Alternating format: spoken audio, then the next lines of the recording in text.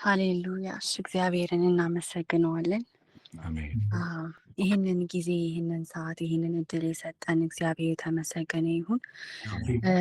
በእውነት በእግዚአብሔር ፊት መሆን መታደል ነው። በቃ የማይወሰድብን መልካሙ እድላችን፣ የሚያዋጣን የሚበጀን በህይወታችን ዘመን በቃ እግዚአብሔርን ተጠግተን እግዚአብሔርን ፈልገን የማናፍርበት ሁል ጊዜ በቃ የሚያኮራ ሁል ጊዜ የታመነ የሆነ አምላክ ፊት ነው ያለ ነው። ስለዚህ እናመሰግነዋለን። እግዚአብሔር ለዘላለም የተመሰገነ ይሁን። ሃሌሉያ!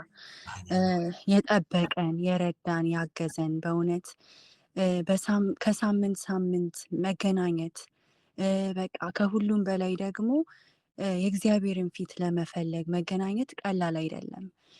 እግዚአብሔር ሰውን ካረዳ በስተቀር እግዚአብሔር አቅምን ካልሰጠ በስተቀር መፈለግን በእኛ ውስጥ ባያስቀምጥ ኖሮ ይህ ሁሉ አይሆንም ነበር። ስለዚህ እግዚአብሔርን እናመሰግነዋለን። በቃ የወደደንን አምላክ፣ የመረጠንን አምላክ፣ የረዳንን አምላክ እያመሰገንን እግዚአብሔርን ከፍ ከፍ እናደርገዋለን። ሃሌሉያ! እግዚአብሔር ስም የተመሰገነ ይሁን።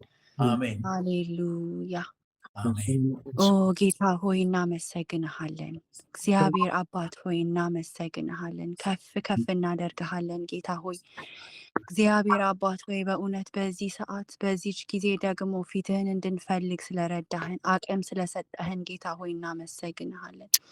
በእውነት ጌታ ሆይ እኛ ብርቱዎች ሆነን አይደለም፣ እኛ እግዚአብሔር ሆይ በፊት መልካሞች፣ ትሁቶች፣ ጥሩዎች ሆነን አይደለም ጌታ ሆይ፣ ግን ምሕረትህ ስለበዛልን ጌታ ሆይ ፍቅርህ በእኛ ላይ ስለበዛ ነው ይህ ሁሉ የሆነልን። ጌታ ሆይ እናመሰግንሃለን።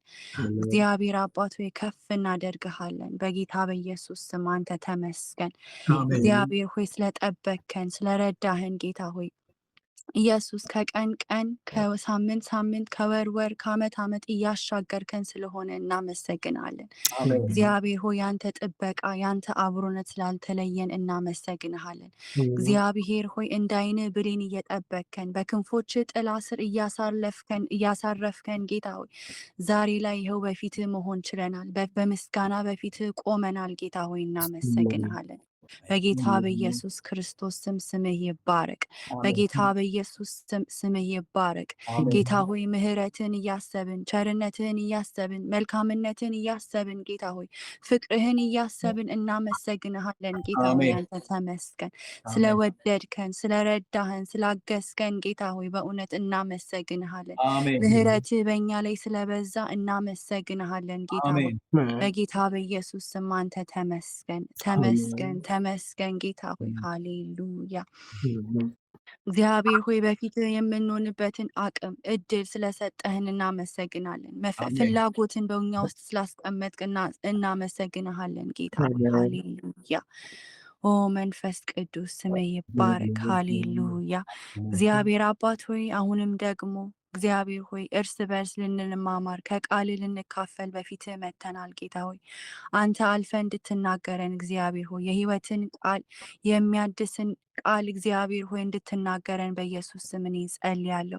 እግዚአብሔር አባት ሆይ እኛም ደግሞ የምንቀበልበትን ልብ የምንቀበልበትን አንደበት እንድትሰጠን በኢየሱስ ስም እኔ ጸልያለሁ። ጌታ ሆይ በእውነት አባ የቃሉን ወተት ተመኙ እንዳልክ ጌታ ሆይ ከአንተ ልንማር ጌታ ሆይ ከቃል ከመንፈስ ልንካፈል በፊትህ መተናል። ጌታ ሆይ በጌታ በኢየሱስ ስም መንፈስ አልፎ እንዲያስተምረን መንፈስ አልፎ እንዲነካን በኢየሱስ ስም እኔ ጸልያለሁ። ጌታ ሆይ እግዚአብሔር አባት ሆይ በቃ አእምሯችንን ትከፍት ዘንድ እንረዳው እንገነዘበው ዘንድ በኢየሱስ ስም እኔ ጸልያለሁ። ጌታ ሆይ በእውነት አባ አንተ ተናግረህን እግዚአብሔር ሳንቀበል ከዚህ እንዳንወጣ ሳንለወጥ ከዚህ እንዳንወጣ በኢየሱስ ስም እኔ ጸልያለሁ። ጌታ ሆይ የህይወት ቃልን ሰንቀን ካንተ ዘንድ በቃ እግዚአብሔር ሆይ ካንተ ዘንድ መልካም የሆነውን ነገር እውነት የሆነውን ነገር እግዚአብሔር ሆይ ብርሃን የሆነውን ነገር ተቀብለን እንድንወጣ በኢየሱስ ስም እኔ ጸልያለሁ። ጌታ ሆይ አባ መንፈስ ቅዱስ መንፈስ በመካከላችን ሆኖ እንዲያስተምረን እኔ ጸልያለሁ። ጌታ ሆይ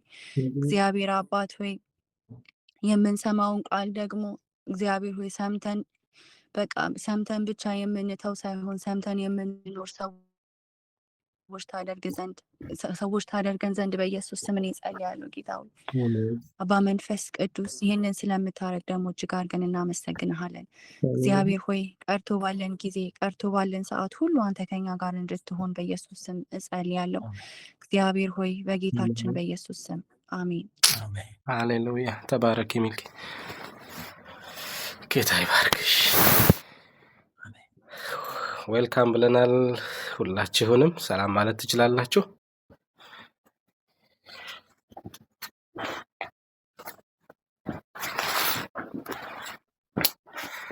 አላችሁ አይደል? አለን። እሺ በለጠ እንዴት ነው በልኝ?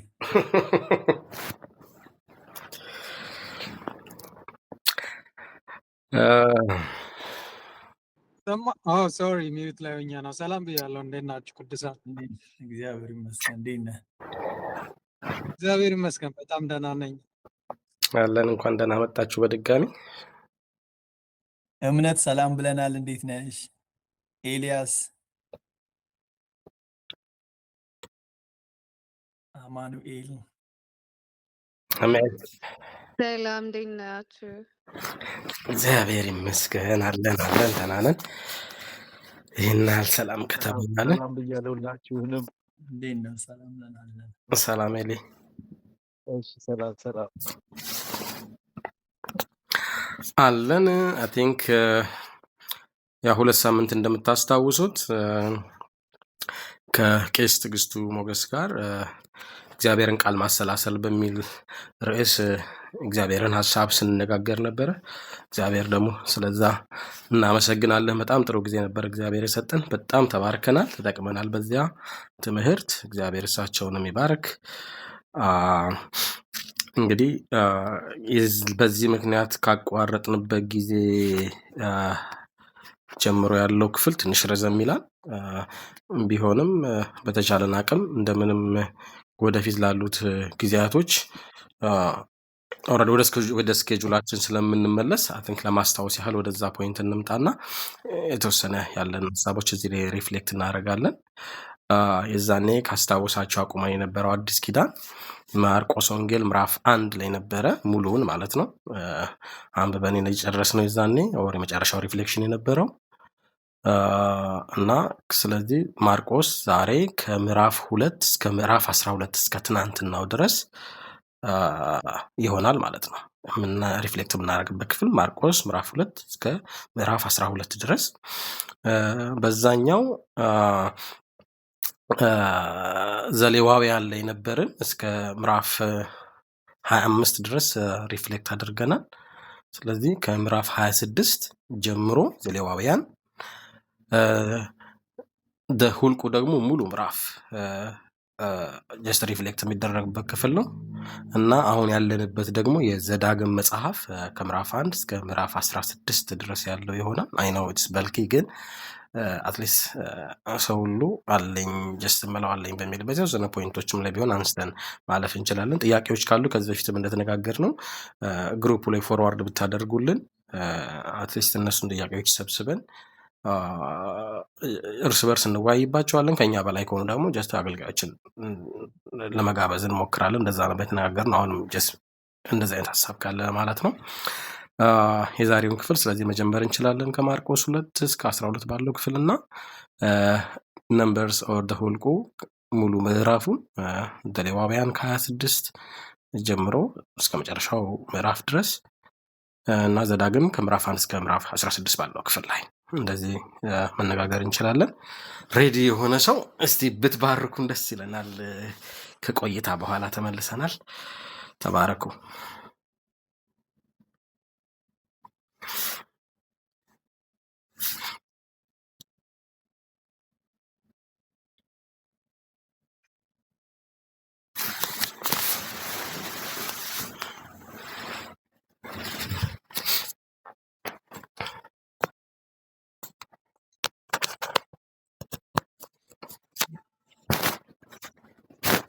ዝግጁ የሆነ ሰው አለ? እንዳልከኝ አለ እንዴ? እንዴት ነው? ምን አዲስ ነገር አለ? ትንሽ እሺ ባዛው ዝግጁ የሆነ ማንኛውም ሰው የተዘጋጀ ካለ ማውራት ይችላል። ብዙ ጊዜ ከፋች መሆን ነው ሲከብድ ያየሁት። ስለዚህ ሜቢ እኛው መጀመር ካለብን እኛው እንጀምራለን ማለት ነውና ኦኬ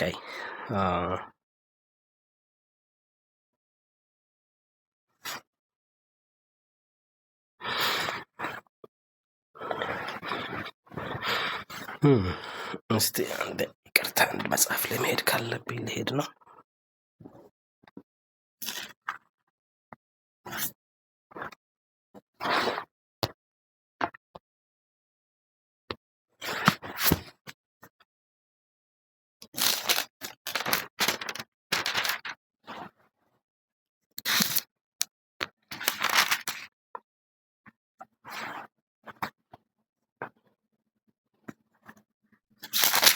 እኔ መቀጠል እችላለሁ፣ ግን እስቲ አንዴ ትንሽ ደቂቃ እስቲ ቦታው ተምታቶብኝ ትንሽ ክላሪፋይ ለማድረግ እየሞከርኩ። ኦኬ ኦኬ እሺ ብሩኬ፣ እኔም እየፈለኩኝ ነው። የሚገርም መጽሐፍ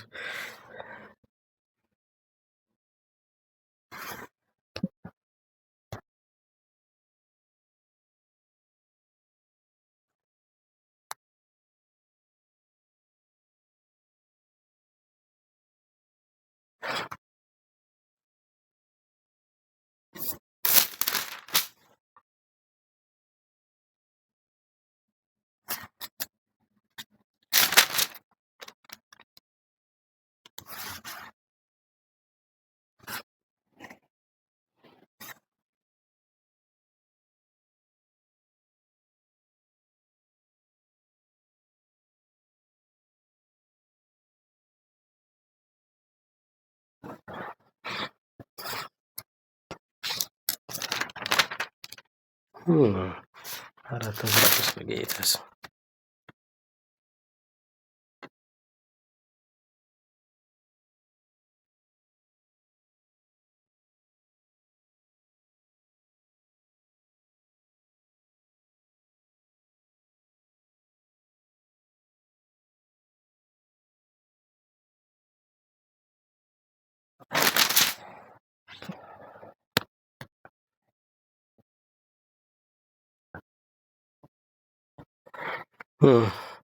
አይ ቲንክ የሆነ ክፍል ሪፍሌክት አደርጋለሁ ብዬ ምዕራፉን አይ ቲንክ የተሳሳተ ጽፌ ነው መሰለኝ ያጣሁት። ለማንኛውም ሌዋውያኑ ከሶስቱ የሌዊ ልጆች ጌድሶን፣ ቀዓትና ሜራሪ እነዚህ የተለያየ አገልግሎት ምድብ ተሰጥቷቸው ነበርና ይህን እንዲያገለግሉ በተሰጠበት ጊዜ አንድ ትእዛዝ ተሰጥቶ ነበርና እሱ ክፍል ላይ በዳዊት ዘመን ከተደረገው ነገር ጋር ትንሽ የተገጣጠመ ነገር ስላገኘሁኝ ነው። እንዳይሞቱ ንዋየ ቅድሳቱን አይንኩ የሚል ክፍል አለና ካስታወሳችሁ እስቲ አይ ቲንክ እሱን ክፍል ሜቢ አይ ቲንክ የማገኘው ይመስለኛል። ሜቢ ክፍሉን ባነበው ሞር ሴንስ ያደርግልናልና አይ ቲንክ እሱን ክፍል ልፈልግ።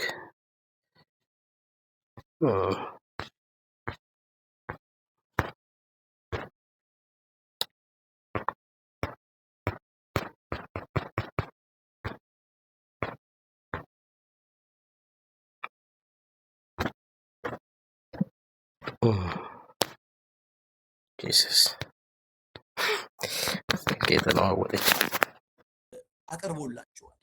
ግን ህዝቡ ምን ያህል ጠንካራ እንደሆነ እግዚአብሔርም ሙሴ የሚያውቁ ነበር እና ሙሴ ወደሚቀጥለው እግዚአብሔር ወደ ተናገረላችሁ ለአባቶቻችሁ ወደ ተናገረው የተስፋ ምድር ትገባላችሁ። ወደዛ ምድር ስትገቡ፣ ስትበሉ፣ ስትጠጡ፣ ሁሉም ነገር ስታደርጉ በቃ እግዚአብሔር አያስፈልገንም እንዳትሉ፣ ህጉንም ደግሞ እንዳትተላለፈዋል። እንደዛ የምታረጉ ከሆነ እግዚአብሔር በጣም የሚገርም መሐሪ አምላክ ነው አለና ደግሞ የሚባል አሳት ያጠፋቸዋል።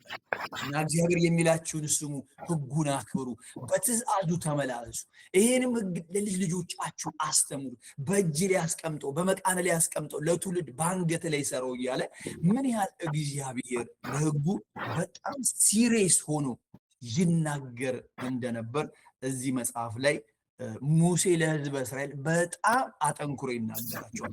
እነሱ በመኮንን አንጻር ሳይሆን ግን ሪላቲቭ አደረገ፣ ኮምፔር እያደረገ ነበር ይናገራቸው ነበር። ወደዛች ምድር እንዳልገባ በእናንተ ምክንያት ነው። እኔ እንኳን እንደው እንደ ሰው መቼስ ሙሴ የሚመካበት የራሱ ነገር ባይኖርም ግን እንደ እውነቱ ይወራ ቢባል እኔ ወደ እግዚአብሔር ቀርብ ነበር፣ ሜሴጅ አመጣ ነበረ። ከእግዚአብሔር ጋር ብዙ ጊዜ 40 ቀን 40 ሌሊት ያሳለፍኩ ሰው ነኝ። አትገባም ሲለኝ ምክንያቱ እናንተ ናችሁ። እናንተ ሕጉን ስላልጠበቃችሁ እግዚአብሔርን ስላዛዘናችሁት የደረሰባችሁን ነገር ታውቃላችሁ። አሁንም እግዚአብሔር እንደ ሰው አይደለም፣ ይዋሽ ዘንድ እግዚአብሔር ሰው አይደለም። ወደ ነገራችሁ ምድር ትገባላችሁ፣ ኦፍኮርስ ትገባላችሁ። ነገር ግን እዛ ስትገቡ፣ ስትበሉ፣ ስትጠጡ ሁሉ ነገር ሲሞላ ያ ጊዜ ያከበራችሁን ሉዓላዊን እግዚአብሔር እንዳትረሱታል፣ እንዳታስቀኑታል። በቃ እግዚአብሔር ይቀናል። ነገር ግን ብታስቀኑት ምሕረቱ ብቻ አይደለም ደግሞ የሚባላ ምሳት ነው ይበላችኋል እያለ ምን ያህል እግዚአብሔር ለሚሰጠን እግዚአብሔር በሚለን ነገር ዋጋ እንኳን ቢያስከፍለን ነገር ግን እግዚአብሔር ለዛ ዋጋ እንደሚሰጠው ምላሽ እንደሚሰጠው እግዚአብሔር ለዛ ነገር ትልቅ ቫልዩ እንደሚሰጠው እዚህ ምዕራፍ ላይ ተምሬበታለሁና እጅግ እግዚአብሔርን አከብርበትና እጸልይ ነበር። ከመስማት ያለፈ በመኖር ወይ በኑሮዬ ህይወቴ እንዲያከብር እርዳኝ። በራሴ የሆነ የምወስነው ነገሩን አላደርጎም ስላልኩ አላደርጎም ማለት ነው። ነገሩን በፉከራ ወይ ኢንፎርሜሽን ስላገኘው ይሄን ነገር ከዛሬ ጀምሮ አላደርጎም በማለት ሳይሆን ልክ ጳውሎስ እንዳለው የጸጋው ክብር ይመሰገን ዘንድ ከወንበዶች መሃል እኔን አዳነኝ እንዳለ እግዚአብሔር ወይ ጸጋን ጨምርልኝ። በቃ ጸጋ እንዲታይ የክብር ዕቃ ብሆን መልካምነት ቢታይብኝ፣ ቅድስና ቢታይብኝ፣ ቸርነት ቢታይብኝ፣ መልካምነት ሁሉ ቢታይብኝ እኔ ሳይሆን አንተ እንድታይ ሕግህንም ደግሞ በቃ በስርዓት እንድራመድ ከእውቀት ያለፈ በጸጋ እርዳኝ እያል ይህን ቃል ሳነብ እጅግ በጣም በእግዚአብሔር ፊት እንድቀርብ እድል ሰጥቶኛልና ይሄ ነበረ የተባረኩበት ቃል። አመሰግናለሁ።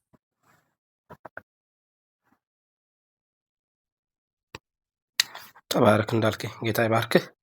አሜን። ብሩክ ያገኘው እንደ ክፍልህን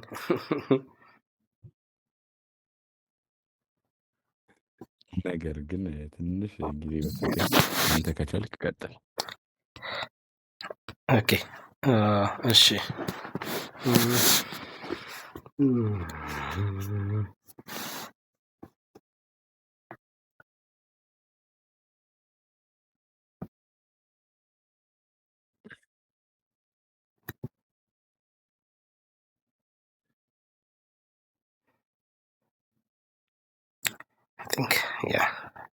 ኦኬ እስከ ቲንክ የኔንም እስካሁን ክፍሉ አሁንም ያወጣው ሌላ ክፍል ነው። ሶሪ አሁን ሟቹአለህ እንደ አንተ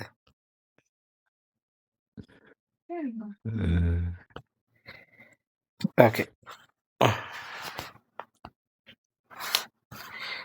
ጂሰስ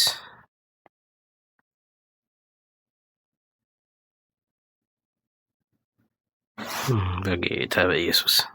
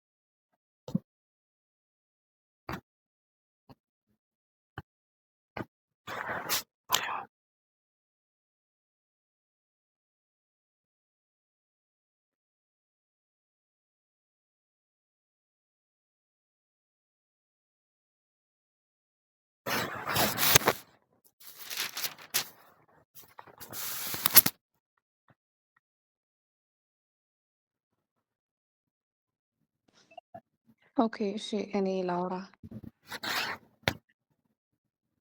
ሰማለሁ። የስ ጎ ሄድ ምን ይሰማል? ሰማል የስ ይሰማል። የስ ጎ ሄድ። እሰማለሁ። የስ ይሰማል። ምን እሺ፣ እኔ በዚህ ሳምንት በጣም ኢምፕረስ አድርጎኝ የነበረው ላስት ዊክም ፓስተር ስቲፍ ሲያስተምር የነበረው ስለ ምህረት ነበረ እና ከእሁድ ስለ ምህረት ከመማራችን በፊት እኔ አርብና ቅዳሜ ስለዚህ ስለ ምህረት እያሰብኩ ነበረ። ስለ ምህረትም እየጸለይኩ ነበረ እና መዝሙርም እየሰማሁ ነበረ። የሌሊት ጥላሁን ያለ ምህረት ምን አለኝ የሚለው እና ከዛ ፓስተር ስቲፍም እሁድ ዕለት ስለ ምህረት አስተማረ፣ ስለ እግዚአብሔር ምህረት። እኛም ደግሞ የተካፈልነውን ምህረት ለሌሎች ማድረግ እንዳለብን ሲያስተምር ነበረ እና ከዛ በዚህ ሳምንት በነበረው ሪዲንግ ላይ ደግሞ ማርክ 11:24 ላይ እንዲህ ይላል፣ ስለዚህ በጸሎት የምትለምኑትን ሁሉ እንደተቀበላችሁ አድርጋችሁ ብታምኑ ይሆንላችኋል። እንዲሁም ለጸሎት በምትቆሙበት ጊዜ የሰማይ አባታችሁ ኃጢአታችሁን ይቅር እንዲልላችሁ እናንተን በሰው ላይ ያላችሁን ሁሉ ይቅር በሉ። ይቅር ባትሉ ግን የሰማይ አባታችሁ ኃጢአታችሁን ሁሉ ይቅር አይልላችሁም ይላልና ስለ ምህረት እያሰብኩ ነበረ። ዲስ ዴይስ እግዚአብሔር ወደ እግዚአብሔር ስንቀርብ ያለንን ነገር ልባችን ቢከብድ ሐዘን ቢኖርም ያንን ነገር ሁሉ እርግፍ አድርገን ትተን በምህረት እኛ ምህረት የተደረገልን ሰዎች ስለሆንን በምህረት ወደ እግዚአብሔር መቅረብ እንዳለብን፣ ይቅር መባባል እንዳለብን ሞር እንድረዳ ሆኛለሁኝ። እሁድን በዚህ መልኩ ስለተማርን አሁንም ስናነብ ደግሞ በዚህ ሳምንት በነበረው ይሄኛው በጣም ኢምፕረስ አድርጎ የነበረ። ሌላኛው ደግሞ እዛው ዘዳግም ላይ ሰዎቹ እዛው ሲደግመው ሙሴ የተደረገውን ነገር ሀፕን ያደረገውን ነገር ደጋግሞ እየተናገረ በነበረበት ጊዜ እስራኤላኖች ደጋግመው የተለያየ ጣዖታትን ያመልኩ ነበረ። እግዚአብሔር ግን አታምልኩ እያለ እየማራቸው ድጋሚ እድልን ይሰጣቸው ነበረ። ከምህረቱ የተነሳ ደግሞ ትውልዶቻቸው እንዲገቡ አደረገ። ላይክ ይቅር ባይላቸውና ባይፈልግ እኮ ሙሉ ጀነሬሽኑ እስራኤል የሚባል ነገር እንዳይኖር አድርጎ ማጥፋት ይችል ነበረ። ግን እግዚአብሔር መሐሪ ስለሆነ ወዳየላቸው አሻገራቸው። ሰው ከዛ ከእግዚአብሔር ምህረት የተካፈልን ሰዎች እኛም ደግሞ የምህረት ውጤት የሆንን ሰዎች መማር እንዳለብን ምህረቱን ደግሞ ዕለት ዕለት እያሰብን ዋክ ማድረግ እንዳለብን በዚህ ሳምንት በደንብ እንዳስተውል ሆኛለሁ።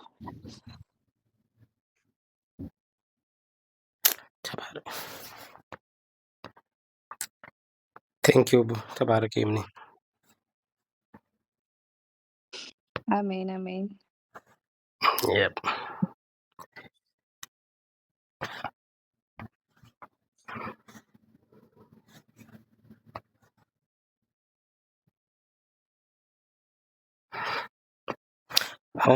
Okay. አለ በል ያለ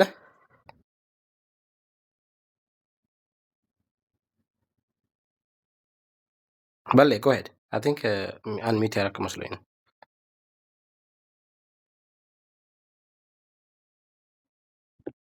አይ ስዊች እያደረኩ ነው ከስልኬ ወዳለ።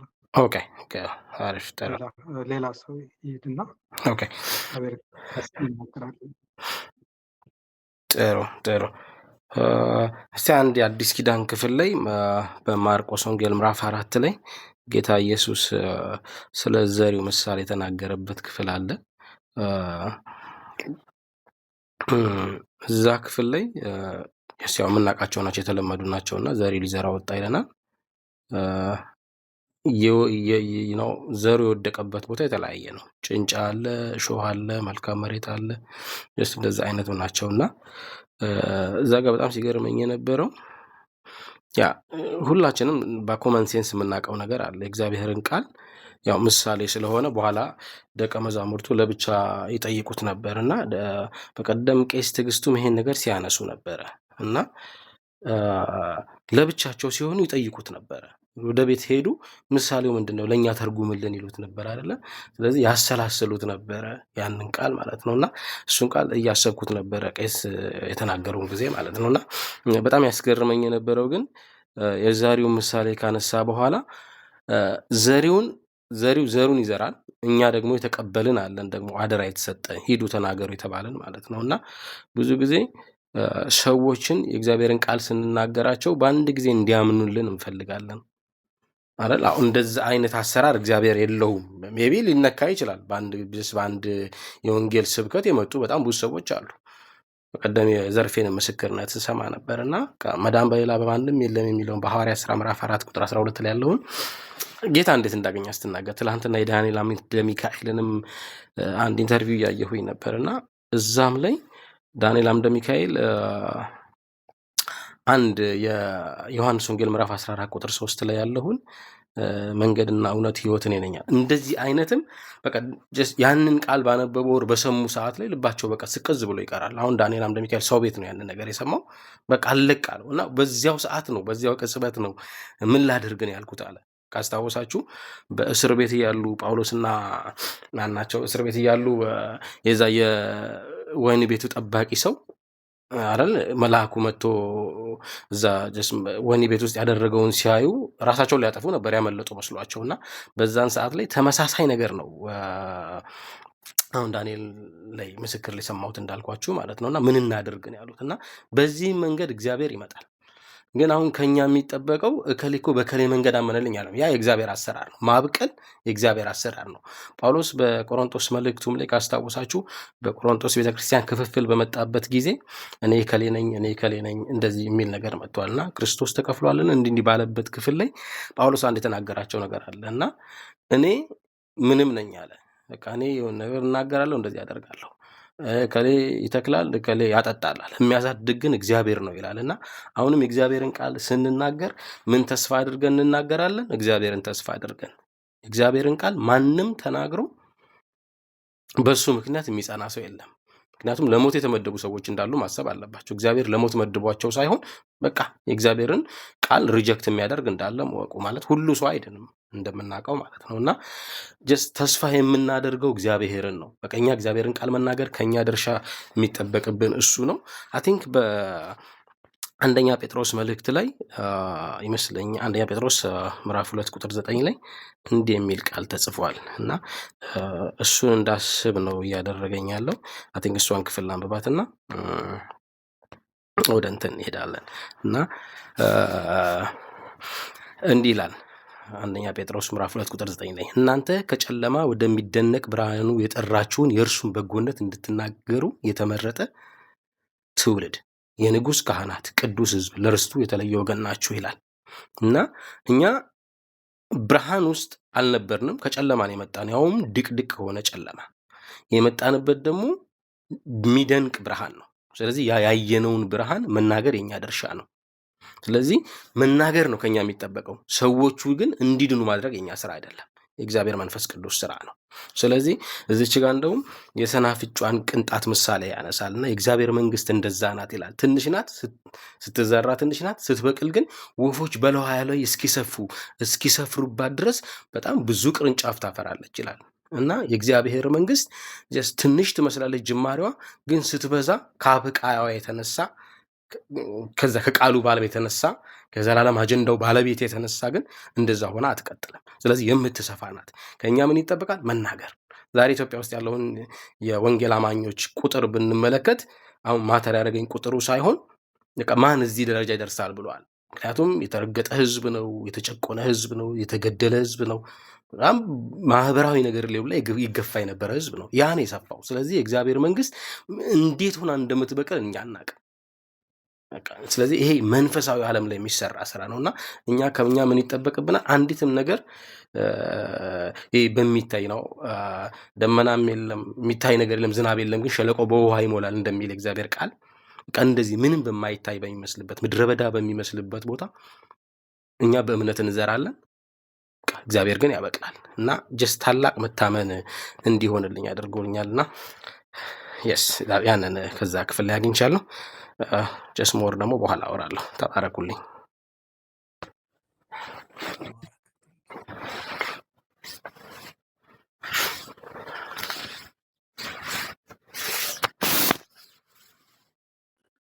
እሺ እኔ ልቀጥልና ከዘዳግም ክፍል ከዘዳግም ምዕራፍ 6 ዘዳግም ላይ አይ ቲንክ በጣም ብዙ ቦታዎች በጣም የሚደንቅ ነገር በጣም ስማርበት የነበረበት ክፍል ነው እና ዘዳግም ላይ አንድ ክፍል ለማንሳት ዘዳግም ምዕራፍ 6 ከቁጥር 7 ላይ ከቁጥር 4 ጀምሮ እንደዚህ ይላል። እስራኤል ሆይ ስማ፣ አምላካችን እግዚአብሔር አንድ እግዚአብሔር ነው። አምላክን እግዚአብሔርን በፍጹም ልብህ፣ በፍጹም ነፍስህ፣ በፍጹም ኃይልህ ውደድ። ዛሬ የምሰጥህ እነዚህን ትእዛዛት በልብህ ያዝ፣ ለልጆችህም አስጠናቸው። በቤትህ ስትቀመጥ፣ በመንገድህ ስትሄድ፣ ስትተኛና ስትነሳም ስለ እነርሱ ተናገር። በእጅ ላይ ምልክት አድርገህ ሰራቸው፣ በግንባርህም ላይ ይሁን፣ በቤት መቃኖች በግቢህም በሮች ላይ ጻፋቸው እያለ ይቀጥላል እና በመጀመሪያ እዚህ ቦታ ላይ ብቻ ሳይሆን በቃ ኦል ትሩአውት በተለይ ምዕራፍ 5 ምዕራፍ 6 ምዕራፍ 7 እስከ 11 ምናምን ድረስ በጣም በተደጋጋሚ ሙሴ ትእዛዞቹ የእግዚአብሔርን ትእዛዞች ስርዓቶችና ህግጋቶች እንዲጠብቁ ታዛዥ ህዝብ እንዲሆኑ ሲነግራቸው በጣም እናያለን። ደጋግሞ ነው የሚነግራቸውና እና በጣም ሁልጊዜ በቃ ኦልሞስት ዩ ካን ኖት ሚስ ኢት። እንዲህ መጽሐፉን ከፍታችሁት በቃ ወደ ቀኝም ወደ ግራም ስታይ የምታየው ቃል ቢኖር ለዘላለም መልካም እንዲሆንላችሁ ከእግዚአብሔር ጋር እንድትኖሩ እንድትቀጥሉ ህይወት እንዲሆንላችሁ እንድትወርሷት እንዲህ አይነት ቃላቶች በጣም ይበዛል። በተለይ መልካም እንዲሆንላችሁ የሚል ነገር አለና ከእግዚአብሔር ዘንድ እግዚአብሔር መልካም የሆነውን እግዚአብሔር አክሰስ የሚያደርጉበትን መንገድ ሲነግራቸው መታዘዛቸውን በጣም አንድ ላይ አድርጎ ያቀርበዋል ሙሴ በጣም በተደጋጋሚ እና እግዚአብሔር በጣም ምን ያህል መታዘዝን ቫሊዩ እንደሚያደርገው በጣም ሳይ ነበረ። በዚህ ቦታ ላይ ምንም ነገር ልናደርግ እንችላለን። በምንም መልኩ ሰው እግዚአብሔርን ወዳለው ሊል ይችላል፣ እግዚአብሔር ቦታ ላይ ሊል ይችላል፣ እግዚአብሔር አምላኬ ነው ሊልም ይችላል። ግን አንደኛ ዮሐንስ ላይ ደጋግመን እንደምናየው እግዚአብሔርን ሰው እንደሚያመልክም እንደሚከተልም እንደሚያውቀውም ማሳየው ብቸኛው ነገር መታዘዝ ነው እና እግዚአብሔር ለመታዘዝ የሚሰጠው ቦታ በጣም የተለየ ቦታ እንደሆነ እናያለን። አሁን በዚህ ጊዜ በተለይ በተለያዩ ምክንያቶች ነው አዲስ ኪዳን ነው ምናምን እየተባለ በእነዚህ ጉዳዮች ላይ ያለንን ቫሊዩ አይ ቲንክ በተለያየ መልኩ ዝቅ እናደርገዋለን። ግን እግዚአብሔር ግን በምንም መልኩ በማይወላዳ መንገድ እግዚአብሔር ለሚታዘዙት የተለየ ቦታ እንዳለው በቃ መጽሐፍ ቅዱስ ይነግረናል። የመጀመሪያው መታዘዝ ደግሞ በዚህ አሁን ባለንበት ጊዜ ነው በልጁ በክርስቶስ ኢየሱስ ማመን ነው እና እዚህ ምዕራፍ 6 ከቁጥር 4 ላይ እስራኤል ሆይ ስማ፣ አምላካችን እግዚአብሔር አንድ እግዚአብሔር ነው ይለውና ከዛ በኋላ ግን አንድ እግዚአብሔር ነው ብሎ ከተናገረ በኋላ ቁጥር 5 ላይ አምላክን እግዚአብሔርን በፍጹም ልብ፣ በፍጹም ነፍስ፣ በፍጹም ኃይል ውደድ እያለ ያወራል እና ከዛ ደግሞ ቀጥሎ ስለማሰላሰል ይነግረዋል እና በጣም የሚገርም ፕሮግሬሽን ነው የምናየው። የመጀመሪያው ነገር አምላኩ ማን እንደሆነ ይነግረዋል። እሱም አምላክ ደግሞ አንድ አምላክ ብቻ እንደሆነ ይነግረዋል። ከዛ በኋላ ደግሞ በፍጹም ነፍስ፣ በፍጹም ኃይል፣ በፍጹም ልብ ውደድ እያለ ደግሞ ይነግረዋል እና ምን አገናኝቶት ለምን አንድ ጊዜ እንደዚህ እግዚአብሔር አምላክ አንድ አምላክ ነው ብሎ አንድ ነገር ፕሮክሌም አድርጎ ወዲያው ደግሞ ለምን ወደዚህ ጉዳይ ገባ? ለምን እንዴት መውደድ እንዳለበት ለምን ሊናገር ወደደ ብዬ ሳስብ ነበርና እኔ እንደተረዳሁት ከሆነና ደግሞ ሳጠናም እንዳገኘሁት ይሄ አይዲያ እግዚአብሔርን በፍጹም ነፍስ በፍጹም ኃይል መውደድ የሚባለው በፍጹም ልብ መውደድ የሚባለው ሀሳብ እግዚአብሔር አምላክ አንድ አምላክ ነው፣ ሌላ አምላክ የለህም፣ ሌላ ደባል የምትጨምረው የለም፣ ሌላ የምትከተለው የለም፣ ሌላ የምትታዘዘው የለም፣ ሌላ የምትገዛለት የለም የሚለውን ሀሳብ በጣም የሚይዝ ይመስለኛል። በፍጹም ነፍሳችን፣ በፍጹም ኃይላችን፣ በፍጹም ልባችን ለሌላ የሚቆረስ ሳይኖረን ማለት ነው። አንዳንድ ጊዜ በነፍሳችን ወደን በኃይላችን ላንወድ ወይ ደግሞ በልባችን ወደን በነፍሳችን ላንወድ እንደዚህ የሚባል መከፋፈል ሳይኖር በፍጹም መልኩ በቃ ሙሉ ሁለንተናችን አንድ አምላክ ብቻ ለማምለክ እግዚአብሔር እንድናመልክና እንድንገዛለት የሚፈልገው አምላክ እሱ ራሱ እንደሆነ እንድንማር የፈለገ ይመስለኛል። ይህን ያልኩበት ምክንያት ምንድን ነው? በጣም አሁን ይሄ በአጠቃላይ ዘዳግም ላይ በጣም እግዚአብሔር የሚጸየፈው የምናየው ነገር የጣዖት ጉዳይ ነው። እግዚአብሔር ጣዖትን በጣም ይጸየፋል እና እንደውም ከምድረ ገጽ ያጠፋሃል ይለዋል ምዕራፍ 7 ላይ።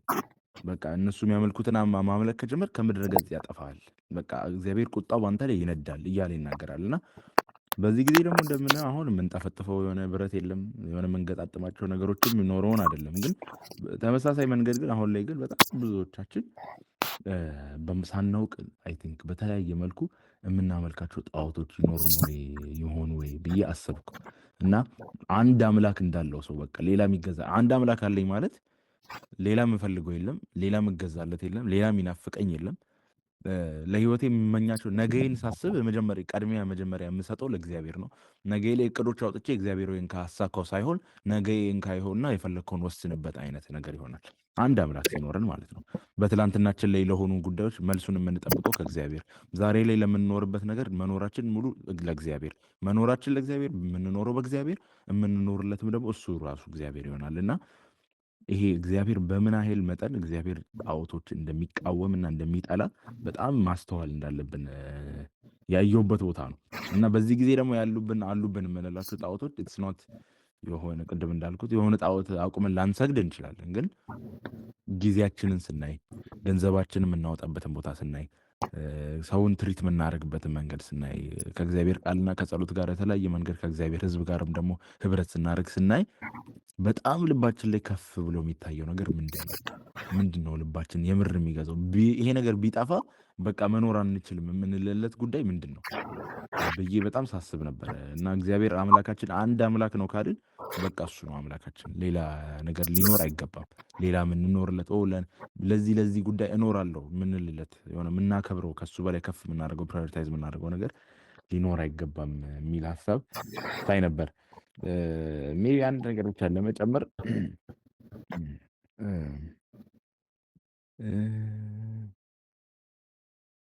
እዛው ጋር ወረድ ብሎ ባለፈውም ስናጠናው ስለነበር አይ ቲንክ ጥሩ ሀሳብ ይመስለኛል። ዛሬ የምሰጥህ እነዚህን ትእዛዛት በልብህ ያዝ፣ ለልጆችም አስጠናቸው፣ በቤትህ ስትቀመጥ፣ በመንገድህም ስትሄድ፣ ስትተኛና ስትነሳም ስለ እነርሱ ተናገር እያለ ይናገራል እና እነዚህን በፍጹም ነፍስ፣ በፍጹም ልብ፣ በፍጹም ኃይል ውደድ ብሎ ቀጥታ ደግሞ ስለ ሜዲቴሽን ለምን አወራ? ለልጆቻቸው ስለማስጠናት ለምን ሊነግራቸው ፈለገ? አይ ቲንክ በጣም የሆነ የሚገናኝ ነገር ያለው ይመስለኛል እና እግዚአብሔር የመጀመሪያው እግዚአብሔር የሚፈልገው የልባችንን ቦታ ሀሳባችንን ይመስለኛል እኔ እንደምረዳው ከሆነ። ምክንያቱም ሰው በልቡ እንዳሰበ እንዲሁ ነው ስለሚል መጽሐፍ በልባችን ውስጥ እግዚአብሔር መጀመሪያ ቃሉ በልባችን ውስጥ የምናሰላስለው በእውነት ስንራመድ፣ ስንቀመጥ፣ ስንነሳ፣ ስንተኛ፣ ስንናገር የሚወጣን እሱ ከሆነ አይ ቲንክ ይህ በልባችን ውስጥ እግዚአብሔርን በፍጹም ለመውደድ በፍጹም ኃይላችን ነፍሳችንና ልባችን ለመውደድ እግዚአብሔር ኃይልን የሚሰጠን ከዚህ ውስጥ ነው ብዬ እንዳስብ ሰሆን ነበርና ተምሬያለሁ። ይሄንን እግዚአብሔርን መውደድ እንዴት ነው ብለን ስናስብ የሆነ ጭክን ብለን የሆነ በቃ ጭክን ብለን የመውደድ ጉዳይ አይመስለኝም። እግዚአብሔርን ቃል በጣም ከማሰላሰላችን ከውስጣችን ውስጥ በመንፈስ ቅዱስ የሚፈስ ነገር እንደሆነ አስባለሁና ያ ይህንን ለማለት ነው። ወደ በኋላ ሜቢ ሌሎች ሀሳቦች ጨምራለሁ። ቴንኪ ተባረኩ። እናመሰግናለን ብሩክ፣ ተባረክ። ሌላ ሬዲ የሆነ ሰው ማውራት ይችላል፣ ሪፍሌክት ማድረግ ይችላል። ተባረኩ።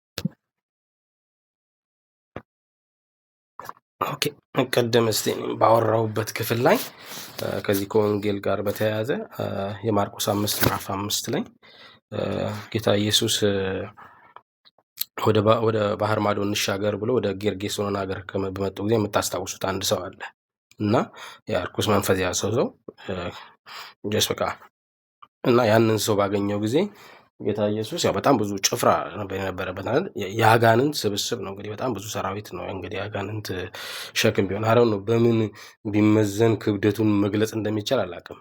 እና በጣም እና ብዙዎች ነንና ስሜ ሌጊዮን ነው ይለዋል እና በጣም ብዙ አጋንንት ነው እዚህ ሰው ላይ የነበረበት ሰው እና እንዴት ነፃ እንደወጣ ጀስት የምናውቀው ክፍል ነው። በማርቆስ 5 ላይ ያለው ሰው አጋንንት ይወጣለት ሰው በዚህ በጌርጌሴኖን ያለው ሰው ማለት ነው እና በእግር ብረት ይታሰር የነበረው ሰው ማለት ነው እና ጌታ ከፈወሰው በኋላ ጌታ ኢየሱስ ልጁ ነፃ ከወጣ በኋላ በጣም የጠየቀው ጥያቄ በጣም ነው ያስገረመኝ። ማለት በቃ ውሳኔው ኢሚዲየት ነው። ነፃ መውጣቱ አንደኛ የታሰረበትን ዘመን እውነት ማለት አይ ነው መንፈስ ቅዱስ ነው የሚያስረዳው፣ ግን እንዴት በዛች ቅጽበት ውስጥ ያን የሚመስል ምላሽ ሰጠ እያልኩ በጣም ስገረምበት ነበርና ኦልሬዲ አጋንንቱ ከሱ ላይ ወጥቷል እና ልጁ የጠየቀው ጥያቄ በጣም ስለሚገርመኝ ነው። ቁጥር 18 ላይ 5:18 ላይ ወደ ታንኳይቱን በገባ ጊዜ አጋንንት ያድረውበት የነበረው ሰው ከእርሱ ጋር እንዲኖር ለመነው፣ ኢየሱስም አልፈቀደለትም።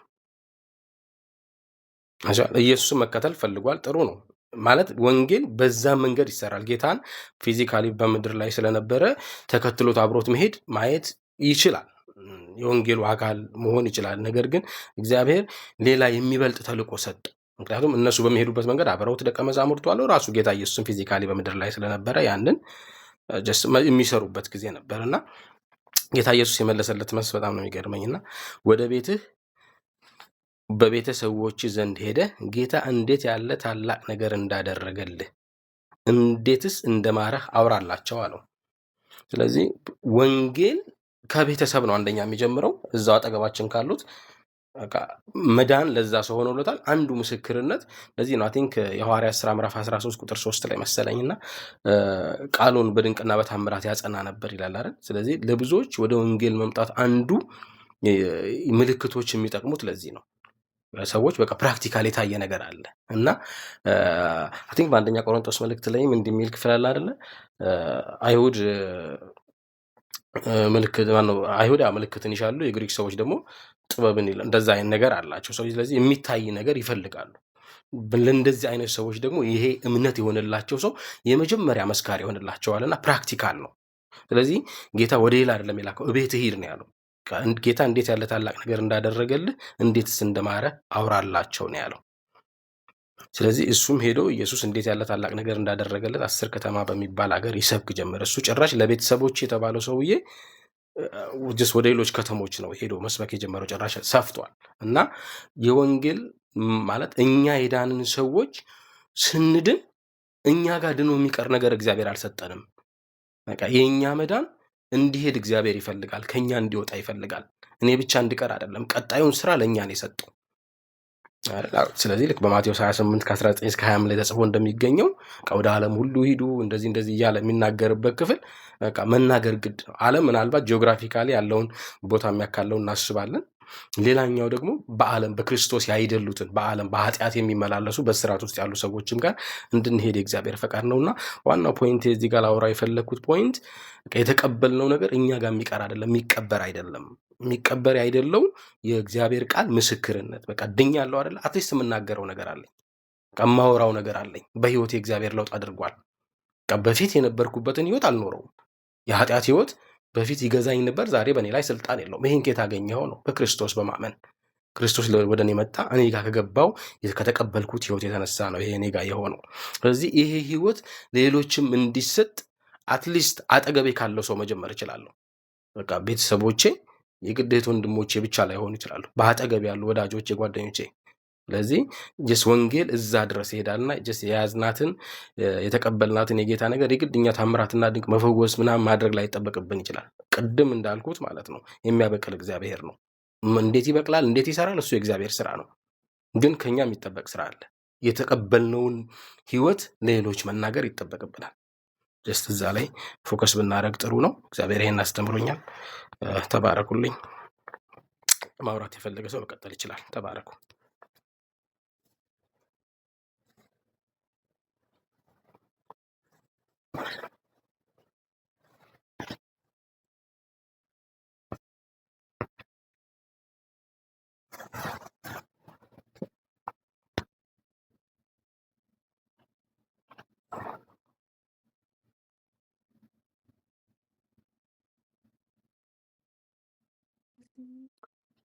እሺ ሜቢ ሌላ ሰው እስኪቀጥል ድረስ እኔ አንድ ክፍል ሜቢ ሪፍሌክት ለማድረግ አሁን ከዘዳግም ላይ ኦኬ።